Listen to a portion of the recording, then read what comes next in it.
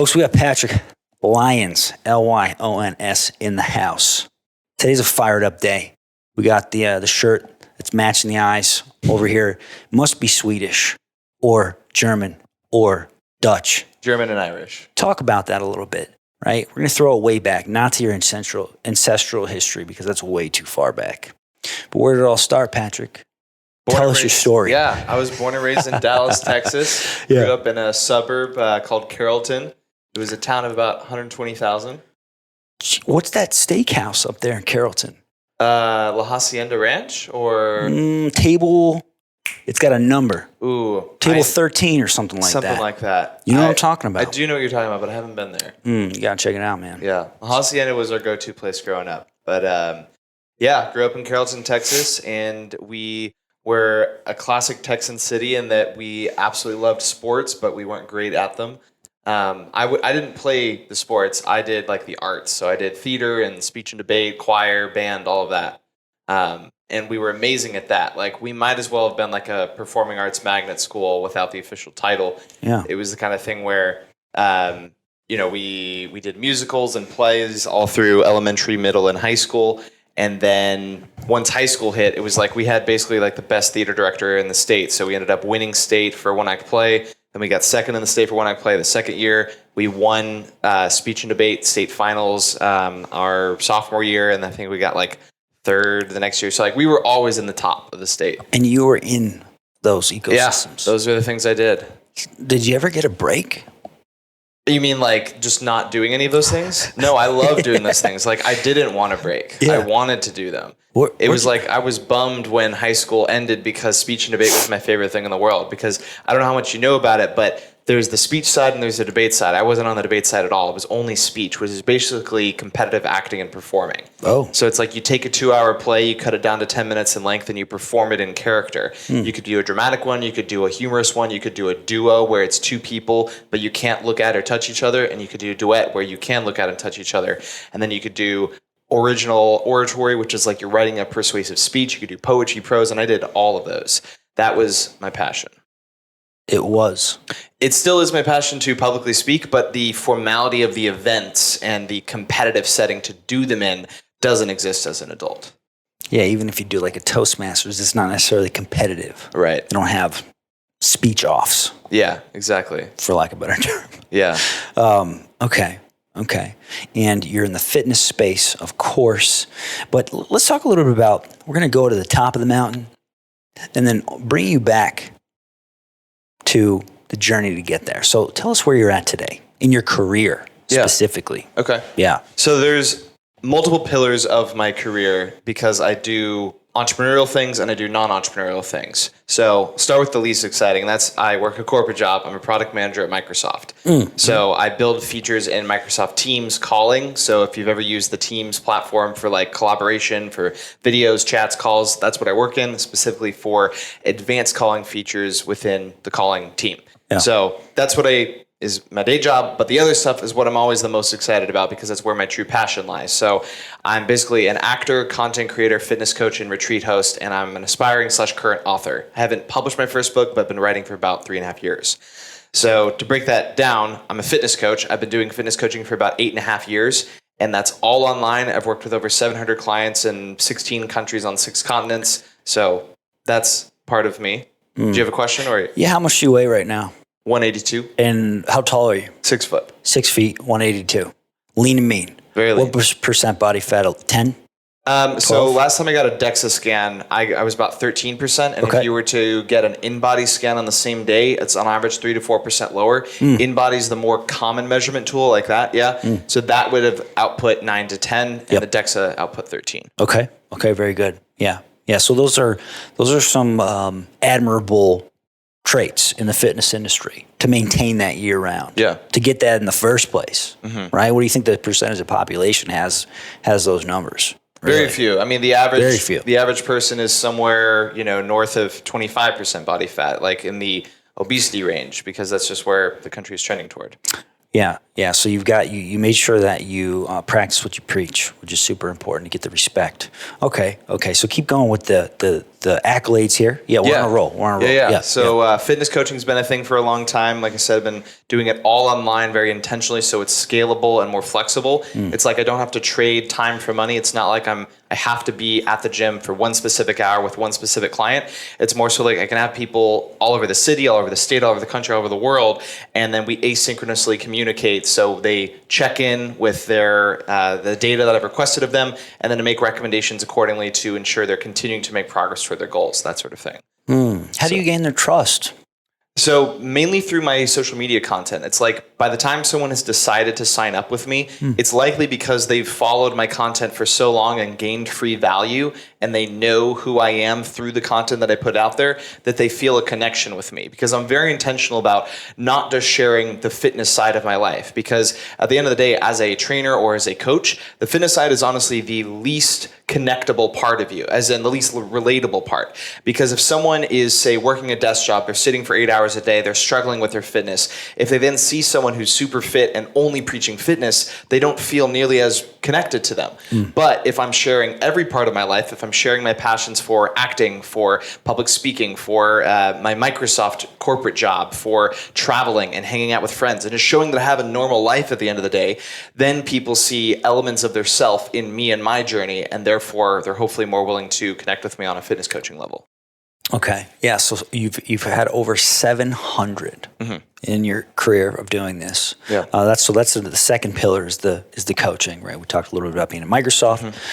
You're probably doing fantastic things there. How long have you been working there? About 4.5 years. About 4.5 years, right? Yeah, and that's definitely not an entry level position. What you're doing, you're successful in the industry, fitness, and what else? Yeah, so I'm also a content creator and actor. So those are kind of two related pillars. Content creation obviously fuels my own fitness coaching business to a degree, because it's like literally my marketing of myself, my journey, my life, my lifestyle, and that way people know what my services are and like how I'm balancing that with the lifestyle that they can see a semblance of themselves in. But I also do content creation for tons of other brands. I've marketed about 120 different fitness and technology products to where it's like, think mini social media commercials. So like 30 seconds or less, explainer videos breaking down the science behind whatever their product is. Why'd they choose to work with you? Yeah, so I know there might be a little bit of sarcasm, but No.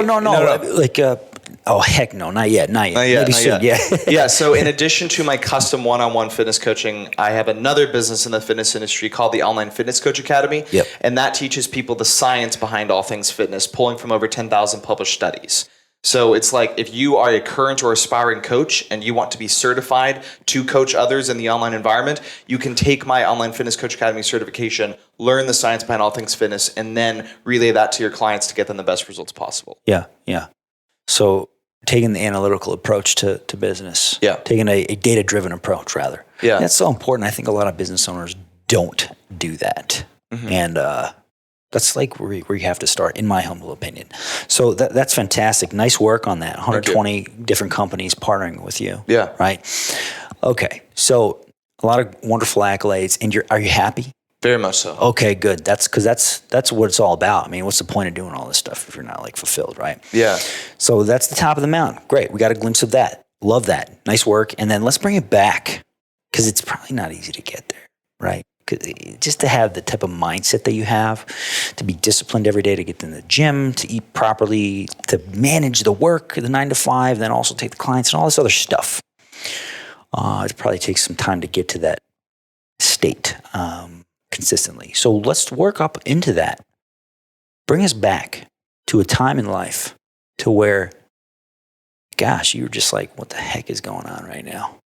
What is going on? Am I doing the right things?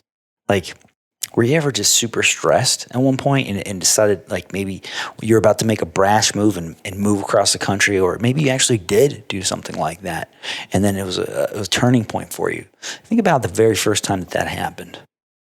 What comes to mind? So the thing that comes to mind first was really what happened during COVID, because that's short ago. Yeah. Is there anything before that? Anything before that? We could throw it back to childhood. We could. So you're just looking at like times where I was making like a big bold choice and didn't know something that was like a pivot. here's the pun, a pivotal moment in your life that shaped who you are, that really shaped and changed you. Yeah. But ultimately led for the greater good, Patrick. So I would say, in a way, it's all the way back to age 9, and in a way, it's like a gray area from age 9 to like 19. Okay. So what I mean is, Yeah. age 9 is when I first started working out, and I started working out because That's what I'm talking about. because I was super skinny and weak and felt skinny and weak to the point of like a lack of confidence in myself. I wasn't a big sports guy, so like I didn't have like an athletic endeavor that was going to help me get in shape. And so it really became kind of on myself to like figure out, how am I going to do this? Like, how am I going to get past this state where I feel weak and scrawny and whatnot? And so I started seeking out answers. And the first answer that I found was via the movie Batman Begins, because there's a scene where he drops to the floor and he just does push-ups. And 9-year-old influenceable me says, I'm going to do push-ups like Batman. So literally from age 9 to about 15, pretty much every single day I did push-ups. And I started adding in variations of push-ups. I added in pull-ups. I added in sit-ups. And I just did those like on repeat. And I literally had like a calendar where I would write down like exactly how many push-ups and pull-ups and sit-ups I did of each type. And I didn't know what progressive overload was, but I thought that I needed to get stronger, and that meant I needed to do more push-ups, sit-ups, and pull-ups. And during that time, I found my first like mentor of sorts via Master Ken Weichert, who's an Army master trainer. And again, I was like around age 9 or 10 at this time, and I see Army Master Trainer Ken Weichert wearing like an adult XL t-shirt and completely filling it out. And I'm just like, I want to be like this guy. And so I'm like watching all of his like push-up demonstration videos of like varying the heights of your hands and varying like the angle of your body and stuff. And so I just started like taking in all that I could through him. And then I got like the perfect push-up, which is like the rotating handles push-ups. And so I would be like varying the elevation of those and just like trying out as many varieties as possible. So that's all to say that like from age 9 to 15, I didn't actually get bigger. I just got really good at push-ups.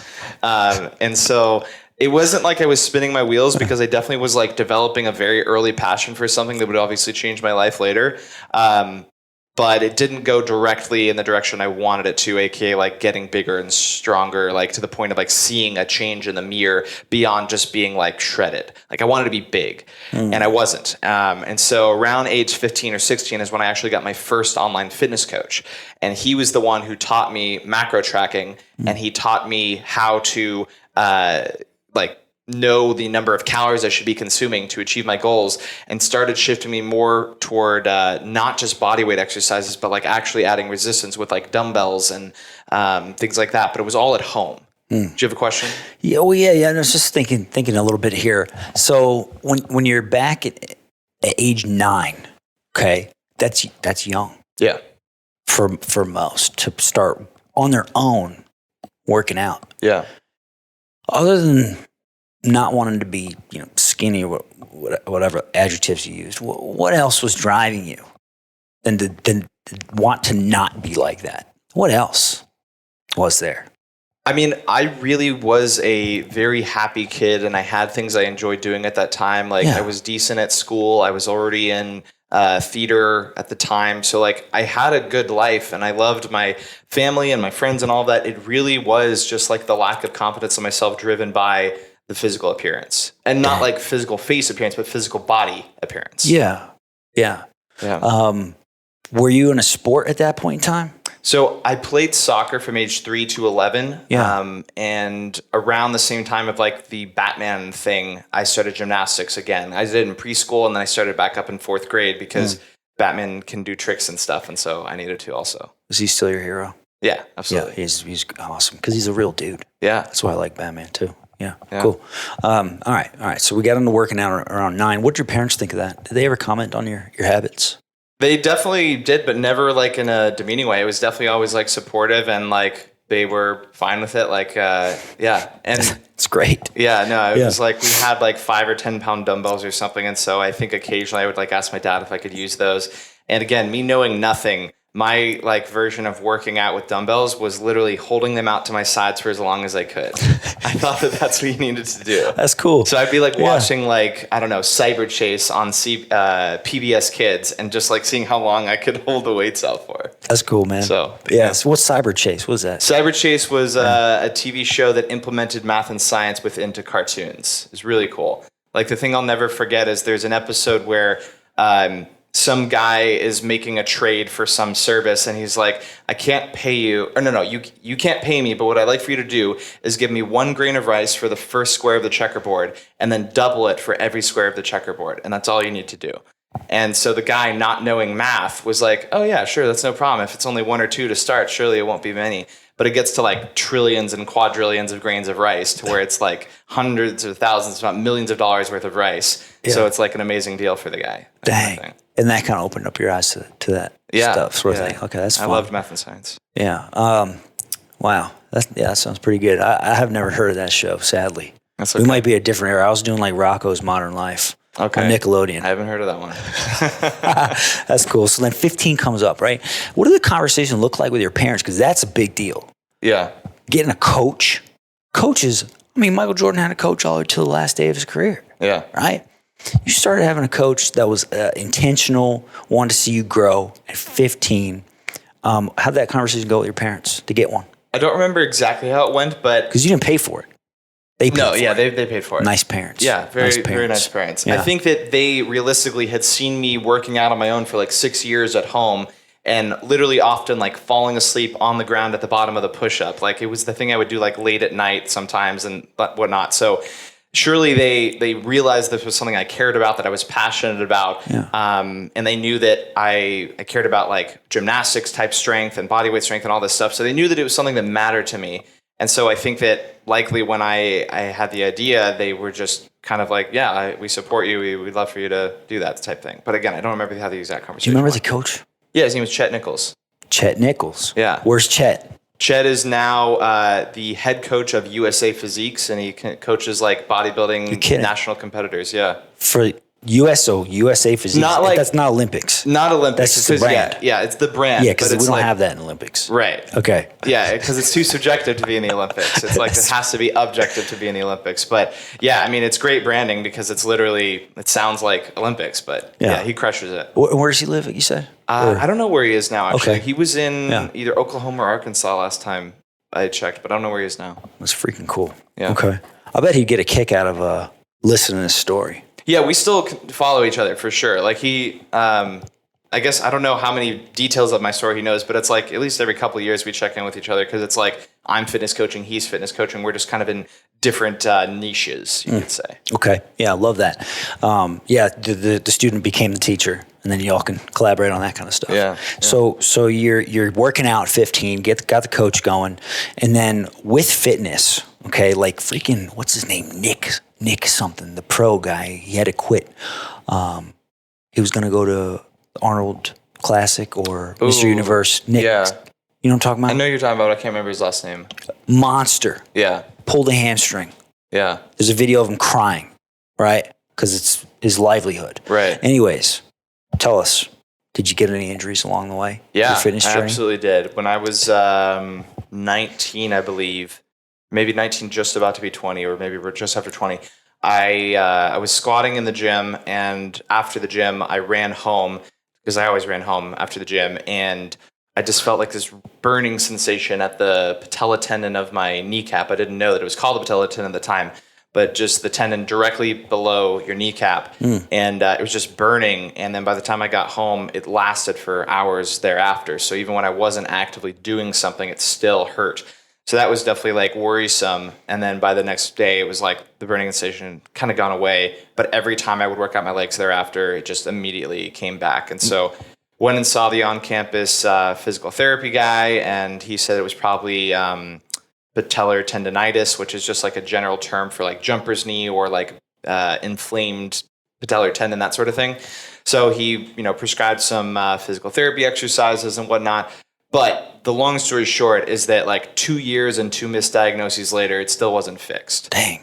And so what we found out after only getting an MRI is that it was about 40% torn. So it wasn't just inflammation. It was a full bone 40% tear. And so I got multiple rounds of stem cell injections. Neither of them worked. And the only thing that eventually fixed it was like about 3 years after the initial incident. I went to a dynamic rehab facility in Austin called Austin Run Lab. And they specialize in pretty much all injuries from the waist down. Downtown? Mm-hmm. Yeah. Yeah. And Dr. Peter Halus fixed me up, and I'll be Dang. forever grateful. Okay, so when you squat now, what kind of mental games does it play on you, knowing that you had that? Yeah, so it played mental games on me for probably 4 years after fixing it. Yeah. Because it's not proven by science, but there's a concept that like it takes as long to get over the mental part as the duration of the injury. So like I was dealing with an injury for 3 years. It took me about 4 years to get over the mental hurdle of They it. say that about relationships too. Ah, Something like that. yeah. When you break up with a significant other. Yeah. Yeah, I've Okay. heard that as well. But yeah, like I said, no science to back it up. But that's what my experience was. Now it's like I'm so far beyond it that I definitely don't think about the injury actively, but I still take precautions for sure. So it's like I'm very slow and controlled on my form and technique for all things quadriceps. I wear knee sleeves. I wear squat shoes. Like I'm just very diligent. What kind of squat shoes? And how did you pick them? Yeah, I use the L1 tier sports squat shoe because it's one of, if not the only wide toe box squat shoe on the market. Wide toe box. Only. Yeah, wide toe box means like normally you're compressed. Yeah. It allows you to fully splay. L1's the brand? L1 is the model. Tier Sport, TYR is the model. Is that an American company? I believe so. It was done in partnership. Well, actually, I don't know if Tier is, but they were done in partnership with Squat University, which is an American company. That's freaking cool. Yeah. Nice choice. Yeah. That's specific. That's calculated, thoughtful. Oh, 100%. And that's what you get when you're a pro. Yeah. Yeah. Okay. So we got a little bit about, you're 18, 19 years old. And then what happened after high school? Yeah. So after high school, I'd been working with a coach, but again, it was only in the at-home environment. So like I learned nutrition and that allowed me to gain maybe like 12, 13 pounds of muscle. I was finally getting some size, but still like wasn't super confident. It was decent. Yeah. But I only knew how to work out at home. So once I get to college, you're in like a tiny dorm room. Working out at home isn't practical anymore. And you now have access to like a full gym. Yeah. But I'd never used a full gym before. So like even with as much experience as I'd had working out at home, I felt so unconfident again in the gym because I didn't know how to use anything. All the equipment was foreign to me and it was like I didn't feel like I belonged. What does that tell you about environment? It matters a heck of a lot. It's like you literally are learning how to manipulate or operate in the environment that you're accustomed to. Yeah. So if you enter a new environment, then not so easy. Jeez. Yeah. Now, what's it like for you now going into a new gym? Oh, I love it. It's like being on a playground. On a playground. Yeah. You see how that perspective changes, and there's probably a moment in time that everybody goes through that evolution to where at first it's like super uncomfortable, and then maybe for the first couple times or hours or days or whatever it is, and then all of a sudden something just changes. We don't know when it's going to happen, Yeah. but it does. Now look at you. You go in any gym and you're like, let's go, baby. Any time, any place, anywhere. Yeah. Cool. So college. For what? Yeah, so I went to school for mechanical engineering and I got certificates in business and computer science as well. Did you like it? I liked it, but I mainly did it because of the scholarship. What scholarship? I had a full ride to UT Austin. For what? Basically for engineering plus academic. So it was like I got the scholarship because of my academics. I graduated rank 1 in my high school. And nice work. Thank you. That allowed me to get 6 or 7 different scholarships that all added up to more than a full ride to UT. Oh, phenomenal. Yeah. I bet your parents were proud about that too. Yeah. And happy about that. Yeah, they're very happy. Yeah. Yeah. Where are your folks today? They're still in Carrollton, Texas. Okay. Same place I grew up. That's where we'll be going 3 days from now for Thanksgiving. Carrollton, dude, it's like per capita, it's got the most restaurants in the country or something What? like that. There's some weird fact like that. I gotta look that up. I didn't know that. I could be wrong. But I kind of how buy can I it make there that are up, a though, ton of them. There are a ton of restaurants there. Good thing you're in the fitness industry. Yeah. Because I could get you. Yeah. So, what kind of sisters and brothers you got? Any? Yeah, I got 3. I have 2 brothers and 1 sister. I'm the youngest. Where are they? So I got one brother who's up in Pennsylvania. He's a jeweler. He and his wife are both jewelers. And then I got my brother David, who's over in Los Angeles. He's a computer scientist. And my sister's in Dallas. She's an account executive. What kind of account? She was working in the consulting industry for a while. So she would be, actually, I used the wrong word. Oh. I'm used to acronyms. Account executive is the same because she's an EA, not an AE. So she's an executive assistant. Yeah. Yeah. Okay. For the consulting Yes. company. Yeah. Oh, man. Wow. So you got Thanksgiving coming up. Mhm. And you're going up To Dallas. to Dallas. Yeah. Whole squad going to get together? The brothers usually are only able to make it in town maybe once a year. Yeah. Probably will be Christmas. And so this time will be like my sister, her family, because she has a husband and 2 kids. Yep. And then myself, my mom and dad, and then maybe some relatives. Okay. So you got some energy, right? You probably have been told this before, that you're a high energy person. How do you protect that? How do I protect my high energy? How do you protect that? Seriously.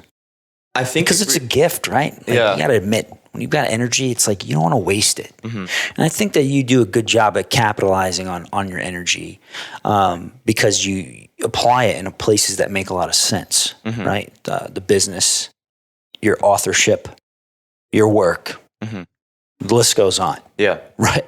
Yeah. Not to mention the hobbies you didn't even talk about yet that you're doing right now. Yeah. So how do you protect that, man? Because it's no other way to put it. It's a gift. Yeah. And sometimes people want to take it. Totally. I haven't thought about it in this exact way before, but laying it out as like a how do you protect it type thing, it really comes down to making non-negotiables and not compromising on them. So for example, I don't allow certain types of people into my life. Like if someone is an energy sucking type person, Mm-hmm. they're probably not going to be in my life for more than like the couple hours that I have to be around them. It's just like I don't allow that kind of negative energy into my life because I know that it will inherently like drain me of energy I don't have I can't afford to allow to leave me. But by contrast, it's like I really go after the things that I love because those are the things that fill me with energy, both the things I love and the people I love. It's like I set an intention every year on my birthday, and my intention this year was to not only make the most of all 24 hours of every day, but to focus on the relationships in my life specifically, as opposed to focusing on anything else. It doesn't mean I'm not focusing on like my entrepreneurship and my career and things, but people in my life are my greatest like focus for this year. And so I'm specifically focusing on like who are the people in my life that I love, that raise me up, that I can raise them up, that like it's a mutually beneficial exchange of energy in a way. Just to give to allude to like your energy concept. And so it's like by being so intentional about doing those things and only those things, it's almost like I don't have to think about protecting the energy because it's just like I'm only allowing myself into environments that I thrive in. Yeah, because they always say we all have the same amount of time in a day. Yeah. It's what you're doing, what you're saying no to, what you're saying yes to. Yeah. When you say it like that, it sounds pretty simple. It doesn't make it easy, though. And the part that makes it not easy is the discipline behind it. So where does the discipline come from? Have you always been like that? I've always been like it in some ways, but as time has gone on, I've been very intentional about allowing it to transpire into other ways. So my first discipline started with academics. And if I had to put a root to why my academic accolades started to accumulate, it's because I have this very distinct memory. I think it was either second or third grade. I think it was second grade, where the GT kids, the gifted and talented kids, got to go into their own room to do like gifted and talented things. And as a second grader, I saw that and it almost like rubbed me the wrong way, where I was like, why am I not gifted and talented? Why am I not in that room with them? Messed up. I know. And so, Dang. and the way that you get into that thing is like, you just have to place well on the IQ test. And so shortly thereafter, I got a 142 on the IQ test, which is, I'm not calling myself a genius, but like in the terminology, that 140 and above is considered genius. Mensa quality. Mensa quality. What is that? Mensa. Mensa? MENSA. What is that? I don't know what I don't know what it stands for. It's an acronym though for anybody with high IQs. Okay. Gotcha. Yeah. Well, You should join that. Yeah, apparently I should. Make some smart friends. I could do it. But yeah, like that's all to say that I took the IQ test. I performed well enough, and I performed so well that they invited me not only to go to the gifted and talented, they were like, you can leave this school and go to the LEAP program if you want, which would be like the highest tier available or whatever. And I said, absolutely not. I want my friends, but I want to be in gifted and talented. So I stayed within the normal schooling, but I got into the GT program. And so I think from there on out, I maybe just had more confidence in my own academic abilities. And so I literally started getting like all A's. Like I think in second grade, I probably had a couple of like C's and B's, but then I never got anything lower than an A after that. And so then it just became like a normal thing for me to put all my time, energy into academics. And simultaneously, I was going through theater. I found my love for that. And that kind of transpired into choir and band, where like I just loved arts. So it was just kind of like everything became like, I might as well try and be the best. And why not be the best? And to be the best, you have to put in the time. And so literally from middle school years, I was putting in more time than anyone into band and choir. So by the time I got to 8th grade, I ended up placing first chair tenor one for singing and first chair baritone for band out of everyone in the region, not just my school. So things like that. It was just like, I wanted to be the best because I knew that I could be if I just put in the time. And that has carried over to now. Again, another simple principle. You know that you could be if you simply put in the time. Yeah. If you do the work, it will reward you. Totally. Yeah. Okay. I had another question about that. So, yeah. We got to talk a little bit about priorities right now in your life, because they shift from time to time. Yeah. What's your, in its most simplest form, what is your number one priority? You wake up tomorrow morning. What's your number one priority? That's a nice open-ended question. Yeah, it's a hard one because I almost inherently believe that you can't just have one priority and you can't just have one number one priority, because there are pillars of prioritization. So for me, it's happiness, fulfillment, and health. You can't have one without the other two. It has to be all three. And so it's like, if I'm talking about priorities, it's kind of like, what is my priority for happiness? What is my priority for fulfillment? What is my priority for health?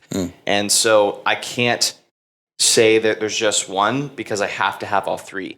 And even within each of those pillars, I have to have multiple things. So for example, fulfillment. It's like, I experience fulfillment through the people that I help through my business, but I also experience fulfillment through God. So it's like, I can't have one or the other. I have to have both. Within happiness, I experience happiness through doing the things that I love, like working out, like traveling, but I also experience happiness through the people that I spend time with. So I can't have one or the other. It has to be both. And with health, I can't just exercise. I also have to eat well and move well throughout the day. I have to have all of them. So it's a weird thing where it's like, I don't think I can give you just one priority. It has to be multiple. There's no all-encompassing statement for the type of being that you choose to be. Is there? I mean, so everything I just described to you is parts of my book. And so everything I just described is my definition of success, where happiness, fulfillment, and health while helping others are the requirements to be a successful person. So in a way, my genuine aspiration is just to be the most successful human being possible. But most people hear that and they would just be like, so you want a bunch of money? Yeah, but that's not what I want. It's those things. Yeah. And there's really no point to have that as your measurement of success, right? Because it just doesn't work. You've got a lot of billionaires out there that are freaking unhappy and unfulfilled. Yeah. Right. I've written about exactly that in my book, and I've furthermore written, why do billionaires continue to do things that matter? If money was all that mattered, they could just go retire to a private island and never do a single thing with their life. But consistently, the billionaires who thrive are the ones who never stop doing things. Doesn't mean they have to operate at the 16-hour-a-day level that they were, but they got to do something. They probably are going to do something with their money that impacts the world, because that's where you derive fulfillment, not from the money itself. Right. Well said. Thanks. Well said. You said book. What's the name of this book? So I'm not telling the title of the book until it comes out. I'm very Why you got to have secrets? Because it's just like, it matters to me, man. Like, I want it to be What about your close friends? Do they know? I think I've told maybe 2 people. Yeah, you see that? All right. Calling me out. Whatever. We'll know eventually. Stay tuned for that. Okay. So we got a little bit about who you are as a person, what you believe in. That's great. Thank you for sharing that. And then let's talk a little bit about the big picture in the future. Right? What is all this leading towards? Yeah. All this activity, intention, and action. You know what? Those are the same things, action and activity. You get what I'm trying to say, man? I get you. What's all this? Where are we going with this? Yeah, so the aspiration is to scale the Online Fitness Coach Academy to be the #1 premier online fitness coach certification out there, and then simultaneously to become a world-class actor on television and or film. So those are the main things I'm working toward. And then simultaneously cultivating relationships that will be with me forever and continue to deepen. And so one of the businesses I didn't tell you about in that spiel is that I'm a retreat host. And so I hosted my first retreat in Hawaii back in August of this year. And it was literally the best week of my life. And I say that with no exaggeration. It was like, I didn't know how great it was going to be until after it was over. And I realized it was like everything that I wanted in a week, constantly for a week. Oh, dude, that's a whole other podcast for another day, but that sounds amazing. Yeah. Can you give us a couple of bullet points on that? Yeah, so all my retreats are fitness-oriented retreats with an authentic experience to whatever place we're in. So in Hawaii, fitness-oriented retreat with an authentic Hawaiian experience. What does that mean? It's like we are doing all the things that make Hawaii what it is. So we're going on hikes at the best scenery that the island has to offer. We're going to the beach. Amazing. We did a professional photo shoot with Hawaii's most in-demand photographer. We ate fresh poke, seafood, fish tacos, the best restaurants on the island. And we did that with people who didn't know each other prior to the event, but we all had that common ground of a passion for fitness. So within like a couple hours of meeting each other, it was like we became friends, and then we just had a vacation with friends. And you're doing all the best things. Yeah. And then you have to think about it. You put it together. Absolutely. Jeez. Can I ask you a question about that? What's up? No wrong answer here. Are you willing to share how much something like that would cost somebody if they wanted to sign up for that? Yeah, so the first go around was $2,000 a person, and it may end up having to increase because, like, just from a sustainability perspective, is like we broke even on the first one. So it was like it was mainly meant to prove out the concept and make sure like this works. This is something I enjoy. This is something that other people enjoy, and that like I would see myself wanting to repeat it, and completely validated that. Like 100% want to keep doing this. And so now it's just a matter of like, what business model adaptations do we need to make? For context, we did have sponsors for this trip, and without those sponsors, we would have lost even more as opposed to breaking even. So the idea is, okay, we might get more sponsorships, we might get bigger sponsorships, we might increase the ticket price or a mixture thereof. Who's we? My business partner and I. He's based out of Australia. He runs the company called Best in Travel. If you look him up on social media, they got like 1.6 million followers, and so they have a great network of travel connections. So he helped me to kind of make it come to life, but I ultimately planned the schedule, and I was the one on the ground making it all happen. Is his name Jerry? It is not. Why? No, I'm making that up. No, dude. I was trying to think of what an Australian name is. Oh, I don't know. No, that's cool. Yeah. That's cool. How often do you interact with this person? Tom? Tom. Yeah, he's the guy at Best in Travel. Tom. Trying to do Australian accent. I mean, when we're like actively in the mode of like we're planning a retreat, we're doing the retreat, then it's like, you know, multiple times a week type thing. Yeah. But we're in like a non-period of like we're not hosting retreat right now, and we don't have the next one planned yet. So once that gets kickstarted back up. Man, this is just great. This is really great. Let's talk a little about leverage for the business owners out there. Because look, you'll hear this excuse. Oh, you know, I got a full-time job. I'm busy. You know, no. You're doing it. Yeah. How do you leverage yourself? Do you leverage yourself in the coaching business and the retreat business? How do you get help?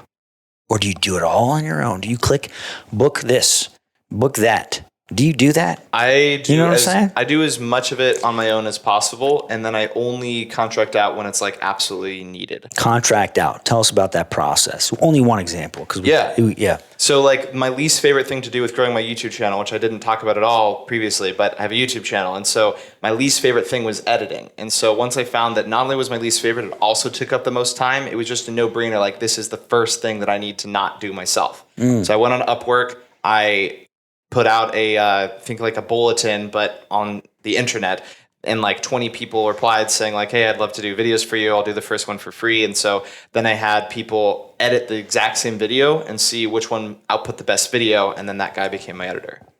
That's great. Yeah. Upwork. Okay. It's like Fiverr. So it's like super low cost. People in just like different economies to where it's like money just works differently there. You know, the US dollar compared to their local currency. I've got some virtual partners in the Philippines that okay, that's good. That's good. Make note of that, right? Leverage where you can. Leverage where you can. Okay. Let's say somebody's going through some struggles. Okay, we're gonna wrap this up with a little inspiration for those listening in here, because we ultimately want to help people through storytelling. That's what you're doing here. What would you say to somebody that might be challenged with their body image? You know, how would you help them if you were talking to somebody right now? Sitting in that chair. Now, what would you say to them? They're like, you know, I feel skinny. Just weak. The number one thing that I would tell them is to realize that loving your body is not the same as being satisfied with your body, and that you can do both and you should do both. So what I mean is that like some people would say like, I am either really skinny or I am overweight and I hate my body or something like that. And I think that the challenge is to realize that the body that you will ultimately end up with, that is your like ideal physique, is ultimately the same body you have now. The exact same body. You've just gone through healthy changes to get to the physical aesthetic appearance and the healthier state of being that you want to be at. And so I think it's super crucial to love your body at every step of the process, but not confuse that with satisfaction. You can absolutely be unsatisfied with where you're at, but still love. And so by adopting that mindset, you hopefully don't go through like a 6-7 year period where you're like dreading looking at yourself in the mirror just because it isn't exactly what you want to see right now. That's good wisdom right there. Thank you. How long did it take you to figure that out? Many years until Many years. until after I was satisfied with my body. Like it took me longer than it should have. So that's the light at the end of the tunnel for those struggling with any challenges like that. Now, to conclude all of this greatness that we're chatting about here today, what would that ultimately do for you to be able to be that professional actor and have the #1 online training academy? What would it do for you? It would allow me to experience an immense sense of fulfillment on a daily basis, but also to enjoy my daily life to the utmost degree. It's the concept where like that week that I spent in Hawaii was a constant week of like loving every aspect of life.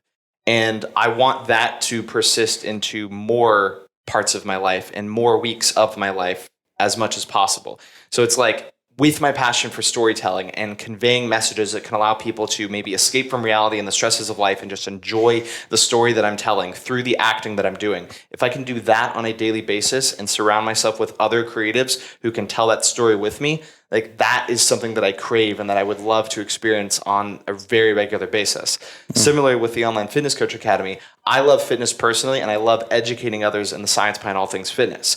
And if I can then certify hundreds, if not thousands of people to learn the things that I know that I'm conveying to hundreds of clients right now, then it's like my impact scales far beyond what I can ever do.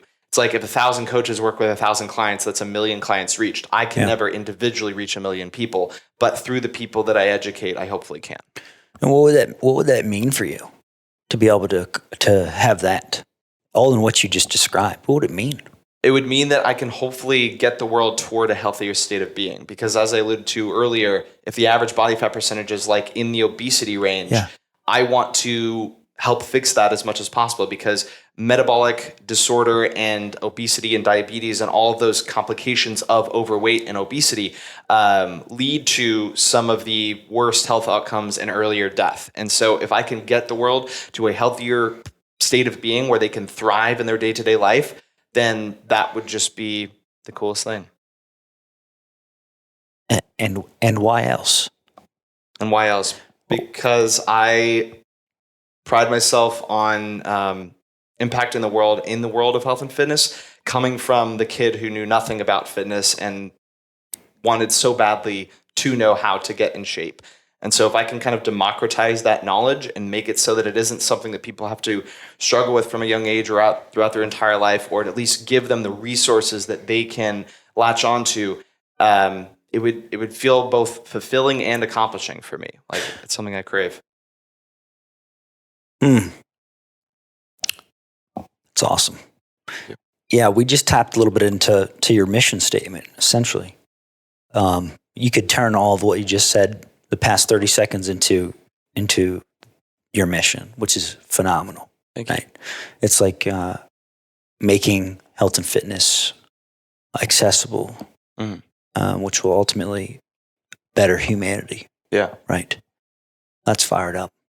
You knew this, though. You know that it's fired up. Absolutely. When you think about it, your energy levels go even higher than they are. Yeah. Right? Totally. And you can tell. Man, what I would do to see everybody have something like that, light them up when they think about it and get to actually act on it, right? That's fulfillment. Totally. Nice job. Appreciate it, man. Nice job. This was fun. Yeah. How can people get a hold of you, right? Easiest way is through Instagram, at Patrick Lyons. That's definitely where I'm the best reached. Yeah. I have LinkedIn, I have Facebook, I have YouTube, I have TikTok. You can pretty much just search Patrick Lyons on any of them. TikTok being the one exception. You need an underscore between the Patrick and the Lyons. Fair. But everywhere else is Patrick Lyons. And who's one person, last question, I always ask this at the end, who's one person you want to talk to, have a meaningful, deep conversation with that's still alive today? Probably Jeff Nippard. Do you know that name? Jeff Nippard is probably the single best synthesizer of scientific research on the planet in the world of fitness. He's not a PhD himself, but if you look at any of his content, He is just diving deep into the science behind pretty much any fitness topic, especially focused around things like bodybuilding, powerlifting, and body recompositional changes, and presenting it in a way that just allows anyone to digest it from beginner to pro. Does he write? He is writing his first book on like the science behind bodybuilding and strength training principles right now. It's phenomenal. Where's he live? Canada. Do you know what part? I think it's Toronto. Toronto? Yeah. Jeff Nippert. Okay. Nippard. With an N? N. Yep. Yeah. Okay. Very good. Very good. Yeah, he's a beast. Well, folks, and so are you. Yep. Yep. Thanks so much for listening in. I trust that this story, this incredible story, will move you to take greater action for your life. It will inspire you.